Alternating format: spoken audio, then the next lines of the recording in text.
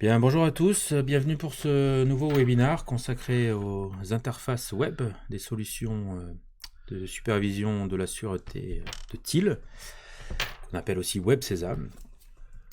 Merci à tous d'être présents au rendez-vous. Aujourd'hui, je serai accompagné de Patrice Barbera, j'allais dire comme d'habitude, le directeur commercial de TIL. Et pour la première fois, de Yves-Luc Morayon, notre responsable formation. Bonjour. Bonjour à tous. Et moi, je suis bien sûr Nicolas Boisson, qui vous envoie toutes ces invitations. Donc vous êtes nombreux aujourd'hui, donc comme d'habitude, vous pourrez poser vos questions, mais uniquement par écrit, dans l'interface, donc c'est en haut à droite, je crois, dans votre interface. Bien sûr, on essaiera d'y répondre en même temps, en direct, mais toujours par écrit. Alors aujourd'hui, comment ça va se passer? Très simple, il y aura deux parties. Patrice et moi, nous allons vous présenter rapidement les différences entre le client lourd et l'interface web de MicroSésame, et à qui se destine, et quelles fonctions et à qui elle se destine. Et bien ensuite, Yves-Luc nous montrera les interfaces, les onglets. Ça devrait durer une vingtaine de minutes à peu près. Alors, pourquoi besoin de deux interfaces? Alors on va enfoncer un peu des portes ouvertes. Bien sûr, on doit s'adapter à des usages et des populations différentes. Et on en a identifié, on va dire, trois qui peuvent être amenés à utiliser le système de contrôle d'accès.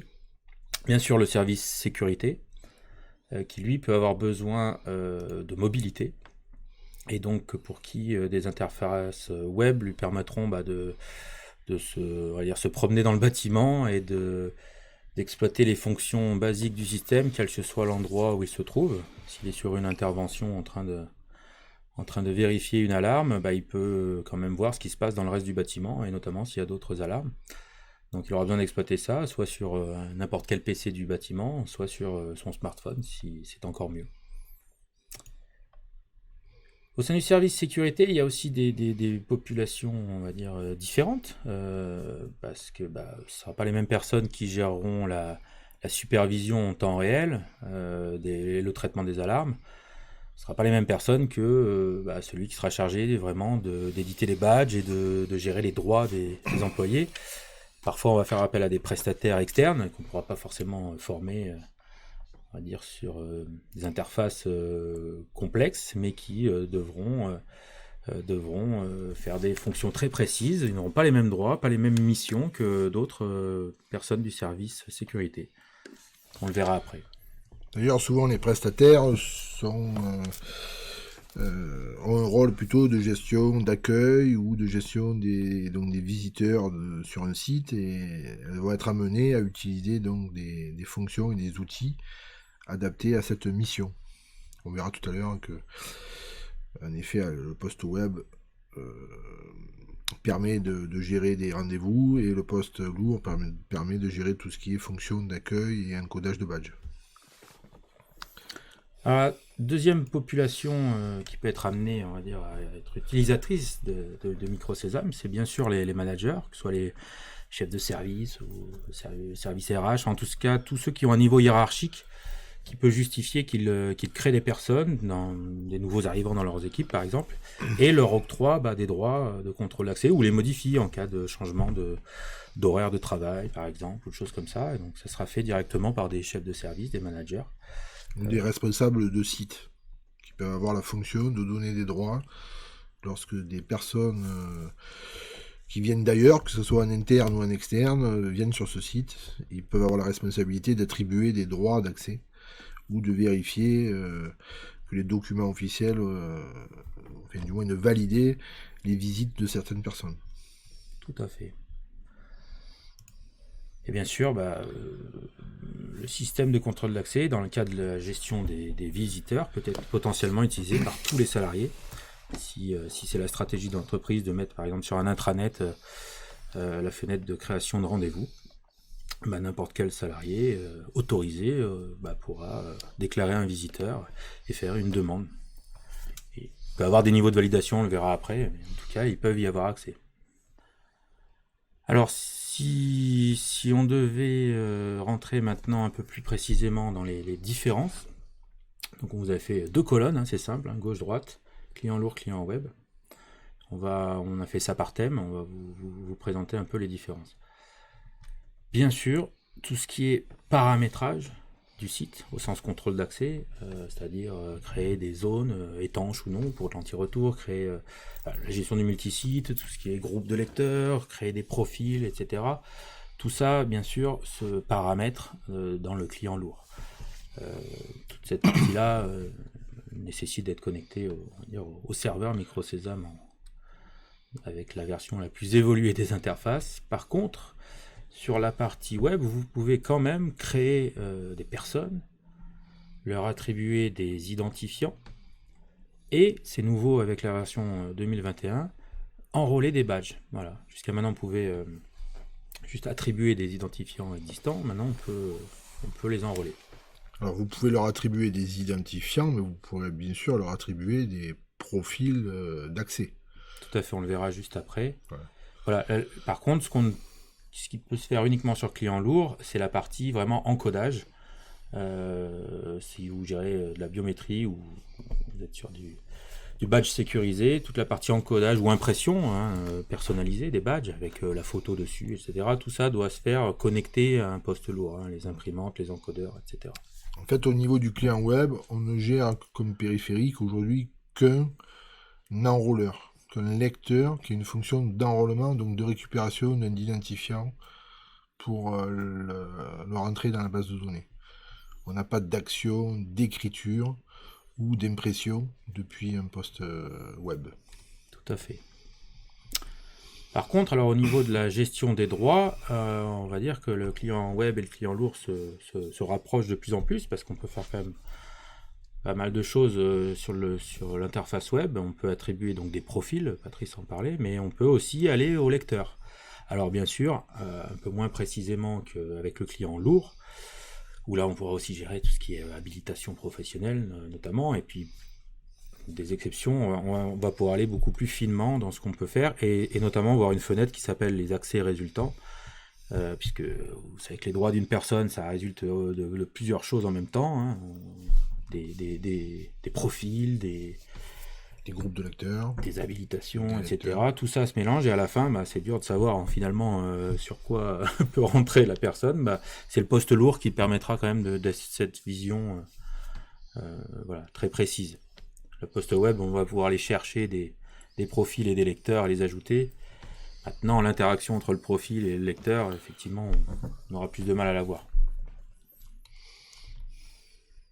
Alors bien sûr, une autre différence quand même importante entre le client lourd et le client web, c'est ce niveau de la supervision graphique, puisque tout ce qui est synoptique, incrustation, appel d'images vidéo, incrustation d'objets sur lesquels on peut faire des actions, que ce soit des télécommandes ou autres, tout ça se fait dans le client lourd. Sur le client web, on va dire qu'on fait de la supervision qu'on a appelée essentielle, c'est-à-dire qui notamment peut être utile quand on est en mouvement ou quand on n'est pas à son poste justement, puisqu'on peut quand même voir un moniteur d'événements donc en temps réel, et on peut aussi consulter les historiques, faire de l'enquête, de la recherche d'événements. Voilà. Comme sur le client lourd, mais sans cet aspect pour l'instant, on va dire, très visuel, graphique que peut avoir un synoptique. Voilà. Mais on peut quand même faire des actions sur le client web, on le verra tout à l'heure, comme des télécommandes d'ouverture de porte. Voilà, et il y a quelques fonctions qui sont un peu spécifiques en fait de chaque côté. On voit que par exemple sur le client lourd, tout ce qui est gestion de crise, tout ce qui est POI, c'est-à-dire gérer les évacuations, passer les gens d'une zone non sécurisée vers une zone sécurisée, tout ça se fait en poste lourd. Sur le client web, vous pourrez consulter les personnes qui sont présentes en zone, c'est important pour faire du comptage ou pour visualiser le POI, mais vous ne pourrez pas avoir une action dessus. Voilà. Vous ne pouvez pas passer les gens d'une zone à l'autre, etc. Par contre, il y a des fonctions qui sont disponibles uniquement côté web. Par exemple, la gestion des rendez-vous, bon ça c'est pas nouveau, ça fait quelques années. Mais également la visualisation des rapports et de graphiques. Et une dernière fonction qu'on verra aussi tout à l'heure avec Yves, qui est une nouveauté 2021, qui est la main courante, qui est en fait le suivi des événements suite à une alarme, pouvoir mettre des commentaires, etc. Donc ça, on le verra tout à l'heure. Oui, donc je rebondis sur ce que vient de dire Nicolas, parce que là, on n'a pas forcément précisé au début, mais le comparatif est basé sur la version MicroSesame 2021 qui va sortir qui va d'ici sortir, quelques jours. d'ici- Donc vous voilà. aurez quelques previews Voilà, en suivant qui est ce prévu webinaire. pour le 15 novembre, si tout va bien. Voilà. Petit complément aussi, on n'en a pas trop parlé, mais on l'a écrit dans la gestion des droits. On ne gère pour le moment sur le client web, on ne gère pas la partie détection intrusion. Donc tous les droits qui sont associés à cette détection intrusion, il faut un poste lourd pour les déclarer et pour les administrer. C'est vrai. C'est une des forces de MicroSesame que dans la même gestion des droits des utilisateurs, on puisse gérer et l'intrusion et le contrôle d'accès, mais que dans la partie lourde, effectivement. Client lourd, pardon. Alors, si on devait présenter ça un peu plus graphiquement dans un schéma en mettant des personnes en face et des fonctions, donc là, on vous a fait deux parties, client lourd en haut, client web en bas. On va vous montrer différents intervenants sur le site. Et où est-ce qu'il se situe? D'abord le PC sécurité, qui lui, donc comme on vous le disait tout à l'heure, à partir du moment où il va faire de la supervision graphique, il va traiter des alarmes, il va lancer des images vidéo, du contrôle vidéo, va être forcément en lourd. Ainsi que la personne qui sera en charge de l'encodage des badges. Voilà, c'est pas forcément au même endroit que ça se fait, mais dans les deux cas, on a besoin d'un poste lourd pour faire ces fonctions qu'on va dire avancées. Par contre, leur manager, à ces personnes, le directeur sécurité, il est un peu à la croisée des chemins parce qu'il va avoir autant besoin de l'interface client lourd pour administrer le système, le paramétrer, c'est lui qui va définir, comme je vous disais, les zones, les règles dedans. Il va faire des fonctions spéciales, on va dire, de manager sécurité, crise, évacuation, etc. Donc il va devoir passer par la partie client lourd, mais il va aussi, dans son travail quotidien, vouloir consulter des rapports, il va vouloir regarder la main courante, ce qu'on saisit les agents de sécurité, et ça il va le faire sur la partie web. Et que ce soit lui ou ses agents, quand ils ont un besoin de mobilité ou de se déplacer, ils utiliseront les interfaces web et ils pourront quand même faire des télécommandes, ils pourront gérer des alarmes, quel que soit l'endroit où ils sont. Autre fonction qui est un peu à la croisée des chemins, c'est l'accueil visiteur. Alors l'accueil physique, c'est-à-dire à l'arrivée de quelqu'un sur un site. En fait, ça dépendra de vos process visiteurs, c'est-à-dire que si vous êtes un site sensible qui avait besoin de faire des badges personnalisés pour les visiteurs avec leur nom dessus, ou des dates, ou des codes couleurs, si vous avez besoin de les faire rentrer sur zone pour qu'ils soient dans les zones de comptage, etc., si vous avez besoin de scanner leur pièce d'identité, tout ça nécessitera de travailler sur la partie gestion visiteur qui est sur poste lourd. Par contre, si vous utilisez, si vous êtes, on va dire, en mode filtrage, c'est-à-dire que vous voulez juste vérifier que les gens sont attendus, que les gens qui se présentent ont bien rendez-vous, mais que vous n'avez pas besoin forcément de leur donner de badges spécifiques, vous pouvez vous contenter de la partie web de l'accueil visiteur. Et donc forcément, qui sert aussi de cette partie web visiteur, tous les employés qui vont potentiellement en créer et faire des demandes de rendez-vous. Donc on met bien demande de rendez-vous parce que souvent dans la boucle on rajoute un manager qui lui va les valider. C'est pas forcément le cas, ça dépend de vos... C'est plutôt pour des sites sensibles qui... Voilà. Ça dépend un peu vos process en interne, mais effectivement, on peut tout à fait envisager que ce soit le manager qui valide tous les visiteurs. Et puis bien sûr, comme on l'a dit tout à l'heure, un manager, il peut avoir besoin de créer lui-même des identifiés pour son équipe, et puis lui affecter des droits ou lui changer des droits. Voilà. Donc là on a fait un peu on a essayé de représenter graphiquement les différents acteurs et les différentes fonctions qui utilisent les interfaces de TIL. Voilà, c'était une petite intro pour bien vous compreniez un peu la différence entre les deux. La la différence philosophique entre les deux parties de l'exploitation de MicroSésame. Ce qu'on vous a pas dit, effectivement, c'est que forcément toute la partie web a été développée de manière à présenter une ergonomie la plus simple possible, parce que vous voyez qu'on ne s'adresse pas aux mêmes personnes. On s'adresse à des employés ou peut-être des hôtesses d'accueil ou des gens qui ont besoin de comprendre sans un mode d'emploi comment fonctionne la création d'un rendez-vous ou l'attribution d'un badge à quelqu'un. Donc on a travaillé avec une société spécialisée dans l'ergonomie pour faire ces fenêtres. Donc maintenant on va vous laisser les découvrir. On peut dire aussi qu'en effet la partie web c'est beaucoup enrichi de fonctionnalités et c'est quelque chose qui va se développer dans les années futures, puisqu'en effet la partie web a aussi un avantage de simplicité d'installation au niveau informatique. Donc c'est une interface qui est très appréciée des responsables informatiques. Donc elle sera enrichie au fil des mois par de nouvelles fonctionnalités. Et donc ça devrait être une interface qui devient de plus en plus puissante en termes d'exploitation. Très bien. Bon, maintenant on va laisser la parole à Yves Luc qui va nous faire le tour de tous les onglets donc de WebSésame.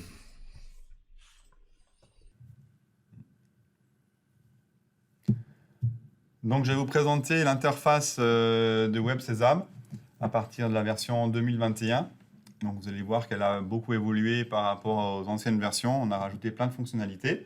Alors là, c'est la page de login classique pour MicroSésame. Je me connecte du coup en administrateur avec toutes les options, tout pouvoir, on va dire. Et comme ça, on verra toutes les fonctionnalités qui sont disponibles sur cette version.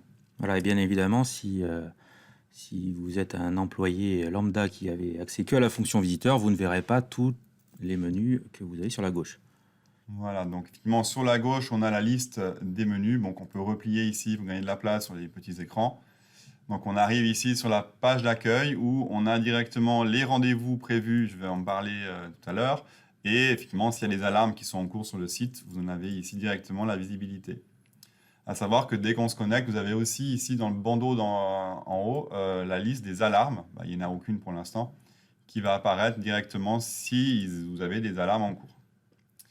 Alors, on va dérouler un peu les différents onglets en commençant par une nouveauté. C'est un premier graphe qu'on a mis à disposition ici sur l'interface web. Ce sont tout ce qui est badge autorisé et badge refusé sur une journée, sur une semaine ou sur un mois. Donc là, vous voyez, on a commencé nos essais là à 15h. Donc vous avez différents badges refusés, badges interdits sur les par heure qui défilent. Et sur le bandeau de droite, si vous êtes en mode multi-site, vous voyez ici les badges refusés par site. En cliquant ici, en passant la souris sur les différents sites, vous voyez le nombre de badges refusés par site. Bon, on peut exporter en PDF naturellement, en PNG aussi, si on veut envoyer ça par mail. Ensuite, évidemment, vous avez les accès ici des identifiés, donc soit des permanents ou des visiteurs. Au niveau des permanents, on a la liste des permanents actuellement sur notre base. Bon, pas beaucoup de permanents, j'avoue. On n'a pas fait une grosse base ici. Donc, vous avez la possibilité de faire des recherches avec des filtres avancés sur des mails, des matricules, des numéros de téléphone ou autres. Vous avez la possibilité ici d'afficher un identifié. Nom, prénom, société, service, la validité, la liste des accès, la technologie et les badges qui sont actuellement en cours d'utilisation. Vous voyez, en plus, quand on descend, vous voyez la petite animation ici sur la partie gauche. On peut évidemment le modifier. Quand on passe en modification, on a la possibilité de tout changer.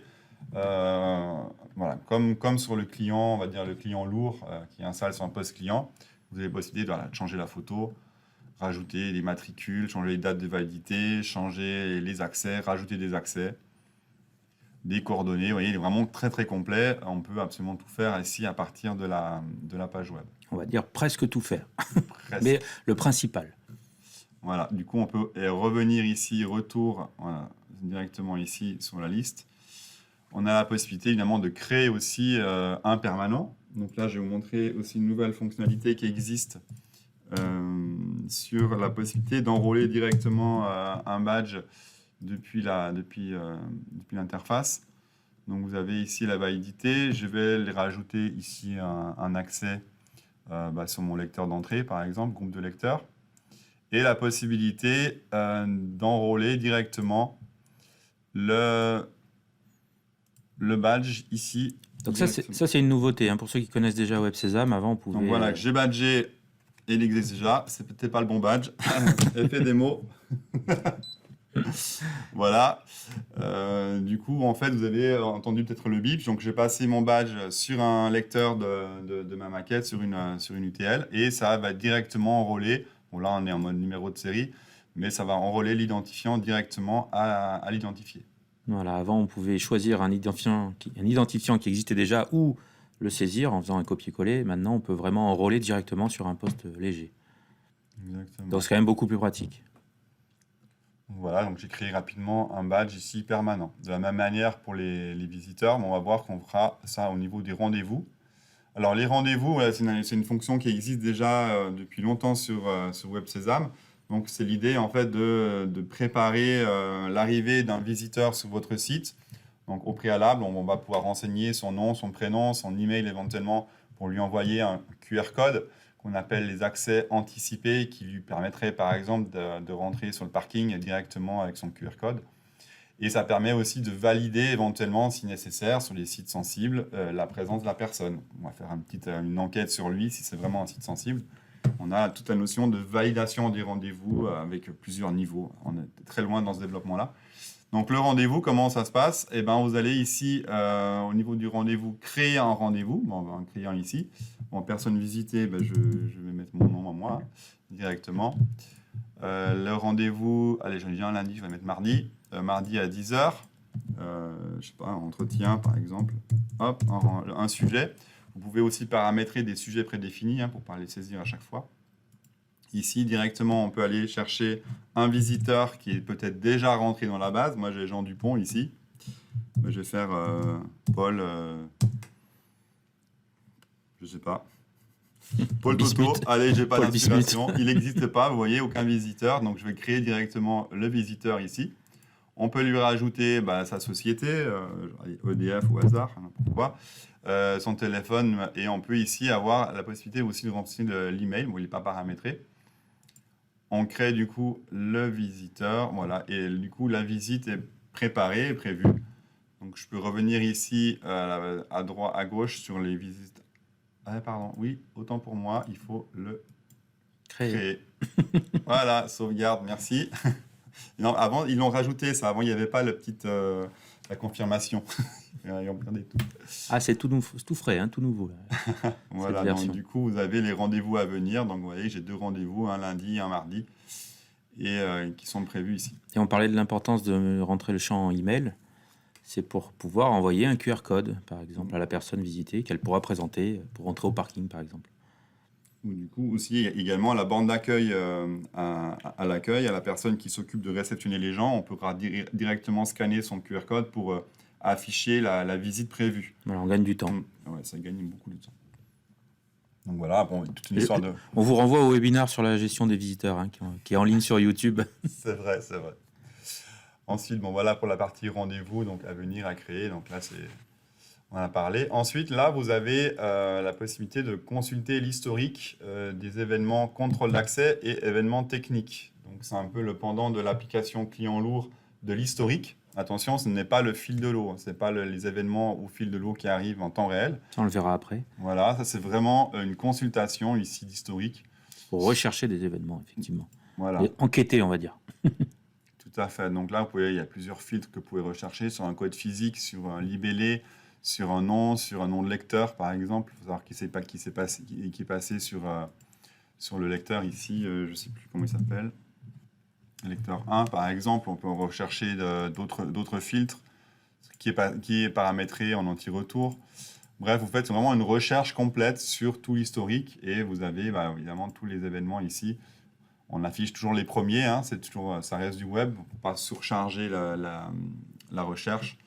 Vous avez ici les résultats. Donc on a deux types d'historique, hein, c'est ça. Voilà, ça c'est vraiment le contrôle d'accès. Et on peut ici en plus rajouter des colonnes si on veut en rajouter, la civilité, la classe, la personne. On peut même rajouter le code physique si on veut l'afficher directement ici dans la liste. Bon, il n'y en a pas. On peut personnaliser l'affichage. Tout à fait. Alors après, donc, après l'historique des contrôles d'accès, nous avons l'historique des événements techniques. Donc là, c'est exactement le pendant aussi de l'application lourde. Vous avez ici beaucoup de résultats, forcément. Vous avez tous les événements techniques qui se passent sur le site. Donc ça, en général, ce qu'on appelle maintenant des changements de propriété. Vous avez tous les remontées des lecteurs, les remontées des UTL.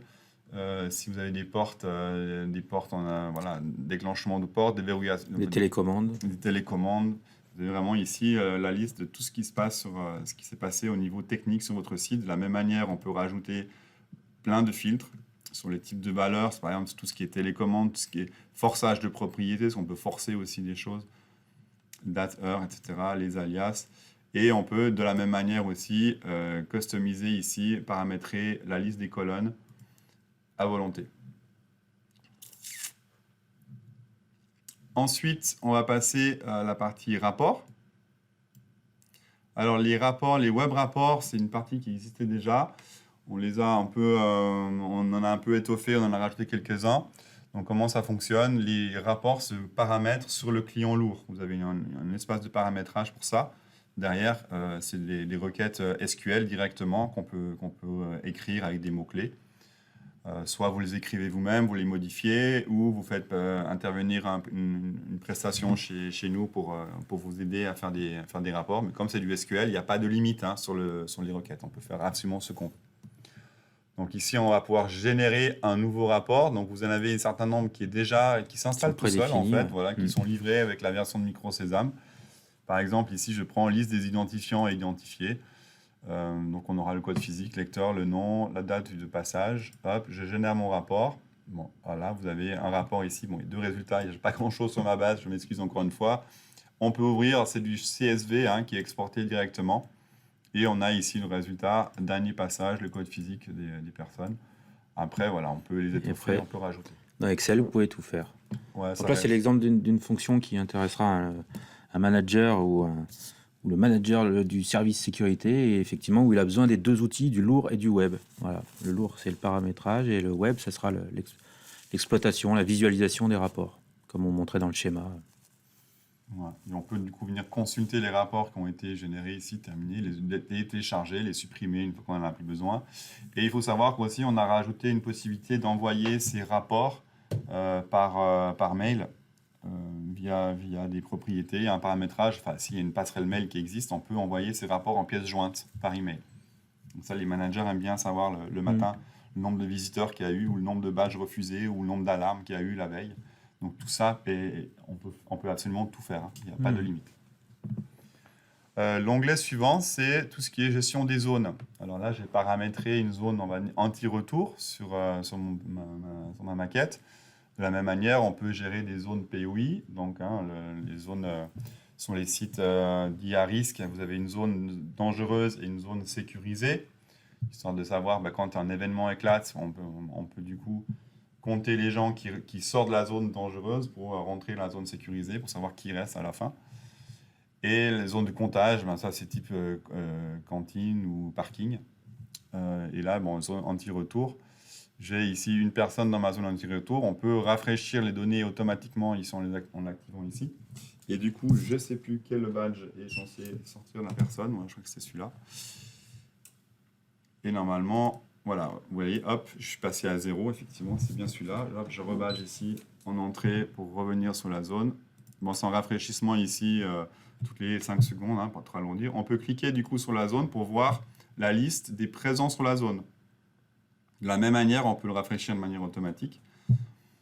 On peut ici, pareil, choisir un peu des colonnes. Bon, il n'y en a pas beaucoup. Société ou service. Et vous pouvez aussi directement cliquer sur la personne et ça va ouvrir la fiche identifiée de la personne pour avoir le détail. Si vous avez besoin de la photo pour retrouver justement. Voilà, la bon, personne effectivement, dans la zone. j'en ai pas mis de photos. C'est pas ce que j'ai oublié tout à l'heure. Et vous pouvez revenir à chaque fois ici en haut, vous avez le fil d'Ariane où on peut revenir ici sur les zones et on peut revenir ici pour la liste des zones. Voilà, ça permet de naviguer facilement. On a vraiment essayé de travailler sur l'ergonomie de notre web Sésame pour que ça soit le plus simple et intuitif possible. Vous voyez, il a rafraîchi ici. Hop, je rebadge en sortie. Et normalement, je ne devrais plus avoir plus personne dans ma zone. Tant que ça se rafraîchisse, allez hop, c'est parti, il n'y a plus personne. Voilà. Très bien pour les zones. Bon, après, si vous avez beaucoup de zones, on peut faire une recherche ici après le nom de la zone.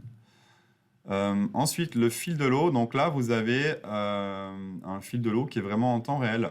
Non, il est tellement rapide, on ne le voit même plus. Alors, Vous avez une c'est petite ce qui notion s'appelle de connexion. le moniteur d'événements dans le client lourd. Vous connaissez peut-être plutôt ce terme-là. Ouais, oui, ouais, Pour ceux qui connaissent le moniteur Micro d'événements au fil de l'eau. Alors, à savoir, ça c'est côté technique, on utilise le WebSocket, donc c'est une nouvelle technologie web qui permet d'avoir du vrai temps réel.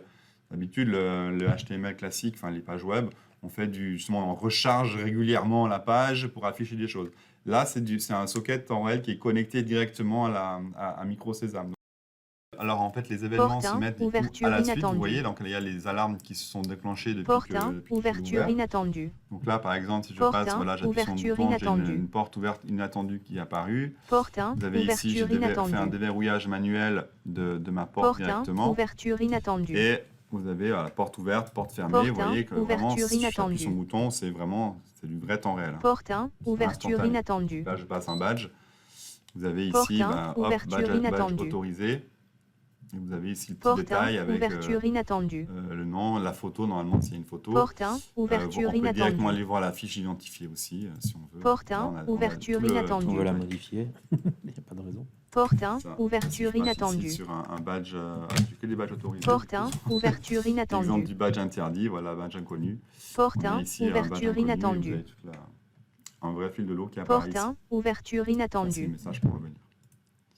Porte 1, ouverture Ensuite, vous inattendue. avez, après le fil de l'eau, forcément le bandeau Porte 1, des ouverture alarmes. Donc, ça, c'est inattendue. des alarmes en cours. Donc, vous avez vu que j'ai déclenché une Porte porte 1, ouverte, ouverture inattendue. ouverture inattendue. On a le petit Porte 1 1, ici qui ouverture apparaît en haut inattendue. dans le bandeau. Vous avez une alarme active, donc c'est bien Porte celle-là 1, ici. ouverture Eh bien, inattendue. quand on vient cliquer, on sait à quel moment Porte 1, l'alarme ouverture inattendue. est arrivée. Et on peut évidemment Porte 1, l'acquitter à ouverture partir de là. inattendue. Donc là, je vais pouvoir acquitter Porte et 1, mettre un ouverture commentaire. inattendue. On verra justement dans la suite, dans la partie main Porte 1, courante. ouverture Ça, c'est tout inattendue. nouveau hein, sur la version 2021. Ouais. Porte 1, Alarme ouverture vue, inattendue. Par exemple, vue OK. À ce moment-là, Porte 1, ouverture Voilà. inattendue. hop, l'alarme est acquittée. Donc je propose qu'on aille directement sur la main courante pour voir le résultat. Donc ici, je viens ici, il y a quelques secondes, donc j'ai une porte ouverte inattendue. Donc là, on appelle vraiment le ticket, ce qu'on appelle la main courante. Donc si je clique sur mon ticket, vous voyez que l'alarme a été déclenchée et elle a été acquittée par l'opérateur administrateur. Donc là, je suis administrateur, c'est normal, je suis un administrateur Micro Sésame. L'idéal, c'est que chaque C'est opérateur... le nom de la personne, bien sûr. Il y a le nom de évidemment, le nom de l'opérateur. Bien sûr. Donc avec mon commentaire ici, voilà, alarme vue OK. L'alarme s'est arrêtée et on peut rajouter une note. Tout va bien, par exemple. Par exemple, s'il y a eu un contrôle vraiment physique Voilà. du gardien qui est Voilà. allé sur place, Voilà, la porte est réparée. Hop, on peut effectivement ici mettre réparé, ajouter une note. et on peut en mettre autant qu'on veut. En fait, Voilà. on peut suivre Donc vous avez toute la résolution du problème. Exactement. Vous avez les commentaires, l'information ici, les ajouts. Donc, vous avez vraiment le suivi pour chaque ticket, chaque alarme qui se déclenche sur votre site. Et cette visualisation là, de la main courante est disponible que dans l'interface web. C'est un exemple de fonction qui est disponible grâce au web. Ouais, et qui est toute nouvelle, hein, toute nouveauté. On peut venir éditer, modifier, aller rechercher, la description du site. Enfin, là, il y a pareil aussi des fils de recherche. On peut sur les tickets changer aussi les colonnes, un peu de partout. On l'a généralisé ici, l'histoire des colonnes.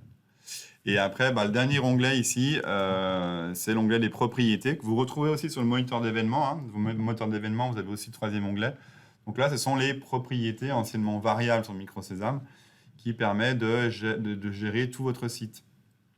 Vous voyez par exemple les propriétés qui sont dites forcées, qui sont en jaune.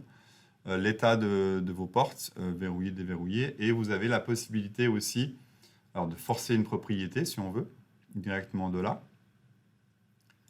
Hop, ça va la forcer. Et vous avez aussi la possibilité d'agir sur les télécommandes. Vous voyez la première colonne, vous avez c'est le type de propriété. En fait, là, c'est tout ce qui est alarme. Et ici, c'est tout ce qui est commande. Donc ici, vous avez la porte 1. On peut déverrouiller la porte ici directement. Donc en cliquant ici sur la télécommande, vous voyez commande envoyée. On a du coup envoyé une impulsion et ça a ouvert ma porte ici sur ma maquette. Donc là, voir plus, forcément, parce qu'on affiche que les premières, mais toutes les propriétés sont disponibles. Et on peut évidemment aller les rechercher ici avec des filtres, pareil, tout ce qui est forcé, tout ce qui est commande, etc. Et aussi, l'intérêt de ça, c'est qu'on peut, alors c'est assez intuitif, on peut les ajouter en favori. Donc là, je vais faire par exemple une liste de mes commandes. Donc là, pour changer de mode de porte, je vous rappelle le mode libre, bloqué ou contrôlé. Et la possibilité de télécommander, je les mets en favori ici et je vais créer ma liste de favoris que je vais appeler commande de porte, par exemple. Commande. Et c'est plusieurs. Hop, je valide.